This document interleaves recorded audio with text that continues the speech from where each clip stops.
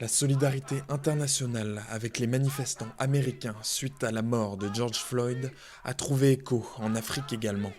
Cependant, les rassemblements sur le continent n'ont pas connu la même ampleur qu'en Europe ou aux États-Unis. À Accra, au Ghana, une veillée a été organisée suivie d'une manifestation.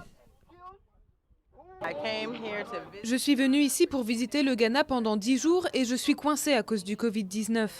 Il se passe des choses dans mon pays en Amérique que je défends ici au Ghana ce soir parce que vous êtes tous avec nous et nous sommes avec vous.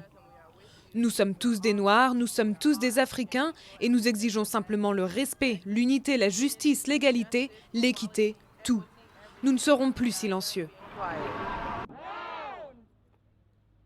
Mobilisation en Afrique du Sud aussi, où des partisans de la gauche radicale se sont rassemblés lundi devant l'ambassade des États-Unis à Pretoria pour protester contre le racisme, les violences policières et le président Donald Trump.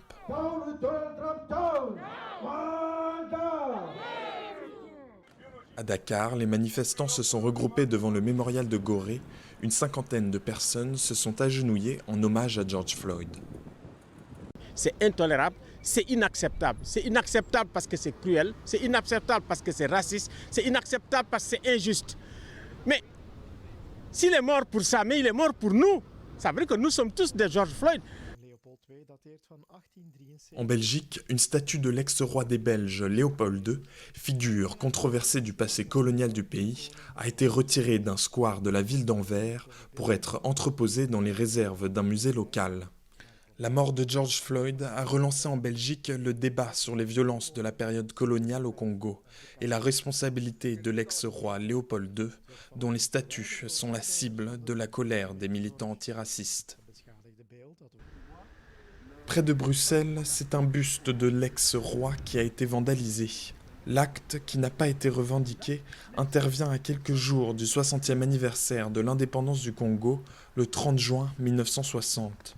Un pays, l'actuelle République démocratique du Congo, qui fut longtemps la propriété privée du roi Léopold II. Il faut que les choses changent, mais avec les hommes. Il ne suffit pas de détruire le statut de Léopold II, même si en détruisant, c'est un exemple violent. Mais pour moi,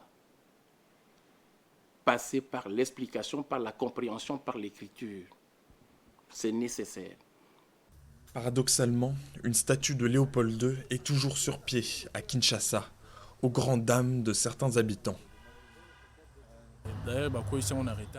Je pense qu'ils l'ont déboulonné trop tard. Ce monument aurait dû être vandalisé depuis longtemps car c'est un homme qui a beaucoup fait souffrir les Congolais. Nos ancêtres, l'esclavage, les mains coupées. Il a fait beaucoup de mal au Congo. Ce monument mérite vraiment d'être saccagé. Au Burundi, le décès inattendu du président Pierre Nkurunziza ouvre une période d'incertitude. En poste depuis 2005, il ne s'est pas représenté, ce qui a permis l'élection le 20 mai du général Évariste Ndayishimiye. Cette disparition a suscité la stupéfaction et l'inquiétude dans un pays déjà fragilisé par une longue guerre civile qui a fait 300 000 morts entre 1993 et 2006.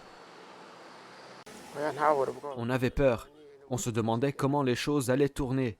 Même maintenant, on n'est toujours pas rassuré parce qu'on ne sait pas ce qui va se passer. En cas de vacance de poste définitive de la présidence, la Constitution donne l'intérim au président de l'Assemblée nationale.